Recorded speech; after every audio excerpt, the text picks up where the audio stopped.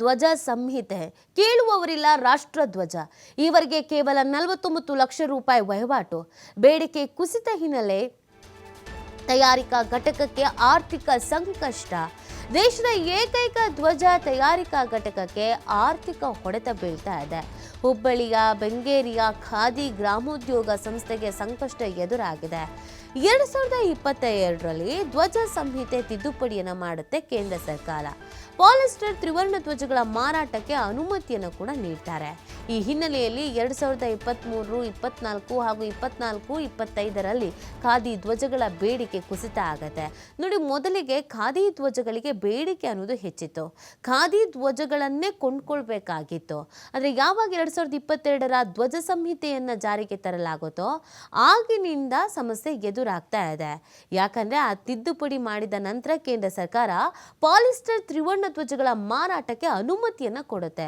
ಅಲ್ಲಿವರೆಗೂ ಈ ಪಾಲಿಸ್ಟರ್ ಧ್ವಜವನ್ನ ಮಾರಾಟ ಮಾಡೋ ಹಾಗಿರ್ಲಿಲ್ಲ. ಪಾಲಿಸ್ಟರ್ ತ್ರಿವರ್ಣ ಧ್ವಜವನ್ನ ಮಾರಾಟ ಮಾಡೋ ಹಾಗಿರ್ಲಿಲ್ಲ. ಕೇವಲ ಖಾದಿ ಮಾತ್ರ ಮಾರಾಟ ಮಾಡಬೇಕಾಗಿತ್ತು. ಬಟ್ 2022ರಲ್ಲಿ ಬದಲಾವಣೆ ತಂದ್ರಲ್ಲ, ಅಲ್ಲಿಂದ ಇಲ್ಲಿವರೆಗೂ ನಾವು ನೋಡಿದಾಗ ಸಾಕಷ್ಟು ರೀತಿಯಾದಂಥ ಕುಸಿತ ಕಂಡು ಬರ್ತಾ ಇದೆ. ಆರ್ಥಿಕ ಸಂಕಷ್ಟ ಅನ್ನೋದು ಎದುರಾಗ್ತಾ ಇದೆ. 2023, 24 ಹಾಗೂ 2024ರಿಂದ 25ರಲ್ಲಿ ಖಾದಿ ಧ್ವಜಗಳ ಬೇಡಿಕೆಗೆ ಕುಸಿತವಾಗ್ಬಿಟ್ಟಿದೆ.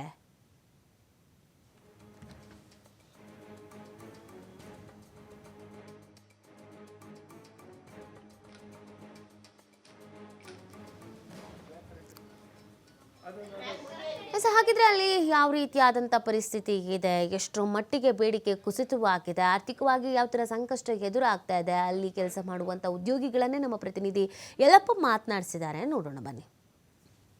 ದೇಶದ ಏಕೈಕ ರಾಷ್ಟ್ರಧ್ವಜ ಘಟಕ ಅಂದರೆ ವಾಣಿಜ್ಯ ನಗರಿ ಹುಬ್ಬಳ್ಳಿಯಲ್ಲಿರುವಂತಹ ಒಂದು ರಾಷ್ಟ್ರಧ್ವಜ ತಯಾರಿಕಾ ಘಟಕ.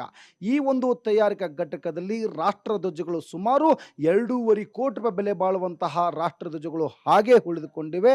ಇದು ಯಾಕೆ ಅಂತ ನೋಡಿದಾಗ ಇಲ್ಲಿ ಅಂತಂದರೆ 2022ರಲ್ಲಿ ಕೇಂದ್ರ ಸರ್ಕಾರ ಮಾಡಿದಂಥ ಒಂದು ರಾಷ್ಟ್ರಧ್ವಜ ನೀತಿ ಸಂಹಿತೆ. ಈ ಒಂದು ನೀತಿ ಸಂಹಿತೆಯನ್ನು 2002ರಲ್ಲಿ ಹರ್ ಘರ್ ತಿರಂಗ ಏನು ಒಂದು ಅಮೃತ ಮಹೋತ್ಸವ ಸಲುವಾಗಿ ಒಂದು ತಿರಂಗ ಒಂದು ಯೋಜನೆ ಹಮ್ಮಿಕೊಂಡಿತ್ತು. ಅವಾಗ ಇಲ್ಲಿ ಅಂತಾರೆ ಒಂದು ನೀತಿ ಸಂಹಿತೆಯನ್ನ ಬದಲಾವಣೆ ಮಾಡಿತು.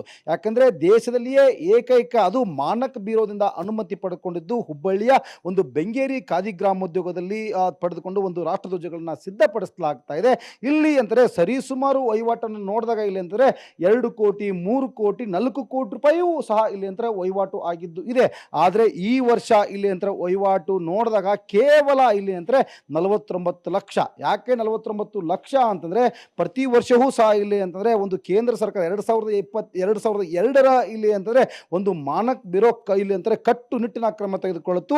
ಇಲ್ಲಿ ಯಾವುದೇ ಬಟ್ಟೆಗಳಿಂದ ಇಲ್ಲಿ ಅಂದ್ರೆ ರಾಷ್ಟ್ರಧ್ವಜಗಳನ್ನ ಉಪಯೋಗಿಸಬಾರ್ದು. ಇದು ಇಲ್ಲಿ ಅಂದ್ರೆ ಖಾದಿ ಬಟ್ಟೆಗಳನ್ನೇ ಉಪಯೋಗಿಸ ತಯಾರಾದಂತಹ ಒಂದು ರಾಷ್ಟ್ರಧ್ವಜಗಳನ್ನ ತಯಾರು ಮಾಡಬೇಕು ಅಂತೇಳಿ ಆ ಧ್ವಜಗಳನ್ನೇ ಇಲ್ಲಿ ಅಂದ್ರೆ ಬಳಕೆ ಮಾಡಬೇಕು ಅಂತೇಳಿ ಒಂದು ಖಡಕ್ ಆದೇಶವನ್ನ 2002ರಲ್ಲಿ ಮಾಡ್ತು. ಈ ಸಂಪರ್ಕಕ್ಕೆ ಇಲ್ಲಿ ಸ್ಥಳೀಯರನ್ನ ಮಾತಾಡ್ತೀನಿ. ಮೇಡಮ್, ಪ್ರತಿ ವರ್ಷವೂ ಸಹ ಇಲ್ಲಿ ಅಂತಾರೆ ನಿಮಗೆ ಇಲ್ಲಿ ಅಷ್ಟೊಂದು ನಿಮಗೆ ಟೈಮೇ ಸಿಗ್ತಿಲ್ಲ, ಮಾತಾಡ್ಲಿಕ್ಕೂ ಟೈಮ್ ಸಿಗ್ತಿಲ್ಲ. ಆದರೆ ಈ ಬಾರಿ ಏನಾಗಿದೆ ಪರಿಸ್ಥಿತಿ ಇಲ್ಲಿ ಅಂತ? ಪ್ರತಿ ಸರಿ ಏನಾಗ್ತಿತ್ತು ಸರ್, ನಾವು 2 ದಿನ ಈ ಜೂನ್, ಜುಲೈ, ಆಗಸ್ಟ್ ಬಂತಂದ್ರೆ 2 ತಾಸು ಎಕ್ಸ್ಟ್ರಾ ಡ್ಯೂಟಿ ಮಾಡಿ ಕಂಟಿನ್ಯೂ ಅಂತೂ ನಮ್ಮಲ್ಲಿ ವರ್ಕ್ ಇದ್ದೇ ಇರ್ತಿತ್ತು ರೀ, ಫ್ಲ್ಯಾಗ್ ಮಾಡೋದು. ಈಗ ಜೂನ್, ಜುಲೈ, ಆಗಸ್ಟ್ ಅಂದ್ರೆ ಏನು ಮಾಡ್ತಿದ್ವಿ, 2 ತಾಸು ಎಕ್ಸ್ಟ್ರಾ ಡ್ಯೂಟಿ ಮಾಡಿ 8ರವರೆಗೂ ಡ್ಯೂಟಿ ಮಾಡಿ ನಾವು ಮನೆಗೆ ಹೋಗ್ತಿದ್ವಿ. ಒಟ್ಟ ಪುರ್ಸತ್ ಇರ್ತಿದ್ದಿಲ್ಲ ನಮ್ಗೆ, ಅಷ್ಟು ಕೆಲಸ ಇರ್ತಿತ್ತು. ಹಬ್ಬ ಇದ್ರೂ ಮುಂಜಾನೆದ್ದು ಮಾಡಿ ಮತ್ತೆ ಬಂದು ಎಷ್ಟೊತ್ತಿದ್ರು ಬಂದು ಕೆಲಸ ಮಾಡ್ತಿದ್ವಿ. ಇದು ಹರ್ ಘರ್ ತಿರಂಗ ಅಂತೇಳಿ 75ನೇ ವರ್ಷದ ಮಾಡಿದ್ರು. ಅವಾಗ ಮಾಡ್ದಂಗೆ ಸುಟ್ಟು ಏನಾಗ್ಬಿಡ್ತೀರಿ ಸರ್, ಅವಾಗೆಲ್ಲ ಸೇಲ್ ಆಯ್ತು. ಈಗ ಎಲ್ಲ ಬಂದಾಗ್ಬಿಟ್ಟಾರೆ, ಪಾಲಿಸ್ಟರ್ ಧ್ವಜ ರೆಡಿ ಆಗಾಕತ್ತು.